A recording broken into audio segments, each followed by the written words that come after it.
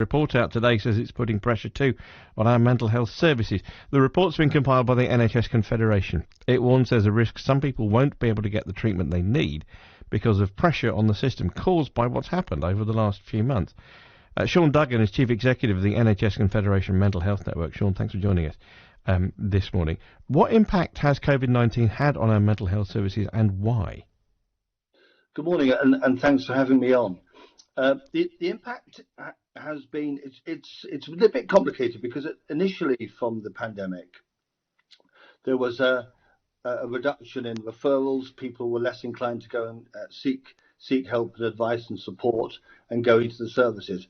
That's regrettable, because if you do have an issue, you should get help as soon as possible.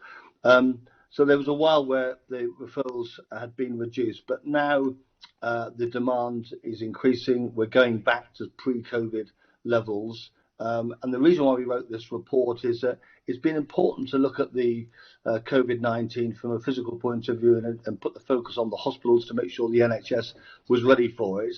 Now we're sort of coming through the peak time. We do need to focus around mental health. It's as important as physical health. And the evidence from previous recessions and other issues is that there will be an increase in demand for mental health services, and we need to prepare for that, both locally in all the areas, but also government as well. Anecdotal evidence was that before COVID-19, quite a few people weren't able to get the treatment that they needed because of pressure on the services. Is it going to be as bad as it was, or worse?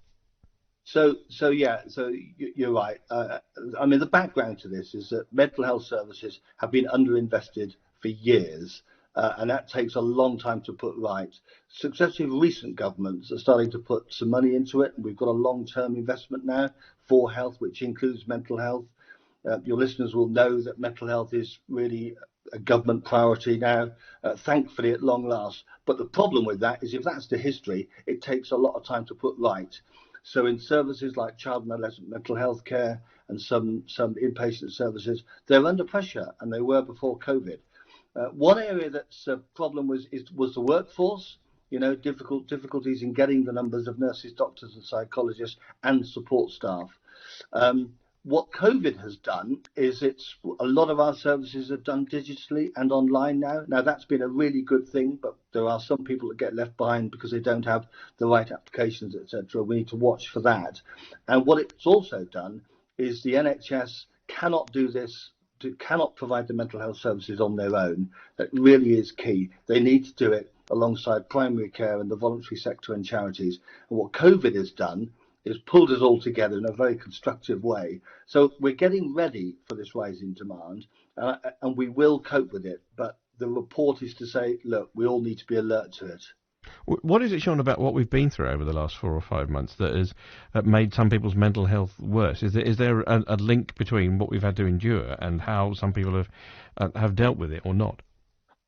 Yeah, I mean, a lot of the leading mental health organisations have done some work on this, and it's clear that anxiety and depression are the two main areas where what we're seeing increases. And it's so understandable, isn't it? We've all felt more anxious during this pandemic.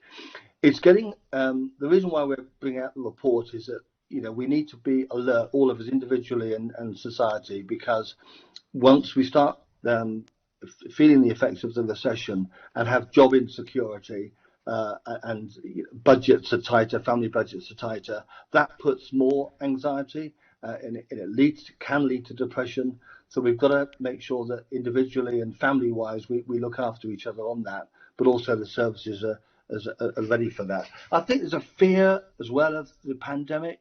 Will there be a second rise? There's also people that have lost their loved ones from the pandemic. So all these factors put together, it's no wonder that there's more pressures on our mental health. Who do you want to act on this? Is the government, health secretary, or a local CCGs, or everybody? So it is. I mean, it is everybody. I know that's it probably sounds like a cop out, but it is absolutely everybody. To really to get good mental health services, it's everybody's responsibility. But we are saying that the Chancellor of the Exchequer, Rishi Sunak, he said a little while ago, quite rightly, that the NHS will get what they need, and we will look at the costs, and they'll get what they need. What we're saying is, and that includes mental health, it's as important. So when we get clearer, there's a lot of modelling going on at the moment by governments and local areas as to what the increase in demand might look like, how much that might cost. Once that's done, we will obviously go back to the Treasury and say, you did say that, and we're going to need some further help now. Sean, good to talk to you. Thank you very much for your time.